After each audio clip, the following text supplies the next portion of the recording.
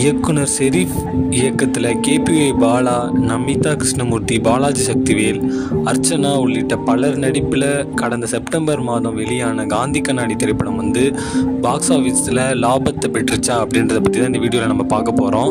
இந்த படத்தை கூட சேர்ந்து வெளியான மதராசி திரைப்படம் வந்து அதுவும் வந்து கிட்டத்தட்ட ஒரு மிக்சட் ரிவ்யூஸ் தான் பெற்றிருந்தது. அந்த படம் கிட்டத்தட்ட ஒரு 100 கோடி கிட்ட வசூல் பண்ணியிருக்கு.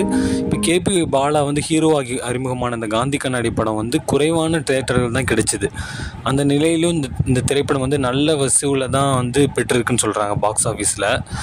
இந்த திரைப்படம் வந்து கிட்டத்தட்ட 2.5 கோடி ரூபாய் பட்ஜெட்டில் உருவான இந்த திரைப்படம் வந்து இந்திய அளவில் 3.8 கோடி வரைக்கும் வசூல் பண்ணியிருக்கதாகவும், உலக அளவில் வந்து 4.27 கோடி கிட்ட வசூல் பண்ணியிருக்கதாகவும் திரையரங்க வட்டாரங்களில் பேசப்படுது. இந்த படம் போட்ட பட்ஜெட்டை விட அதிகமான அமௌண்ட்டை தான் இந்த படம் வந்து வசூல் பண்ணியிருக்கு.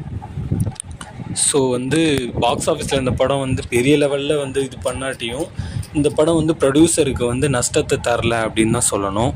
ஓடிடியில் எவ்வளோ வசூலை பெறப்போகுதுன்றதை நம்ம பொறுத்திருந்து தான் பார்க்கணும். ஆக மொத்தத்தில் இந்த படம் வந்து நஷ்டமடையலை அப்படின்ற மாதிரி சொல்லப்படுது.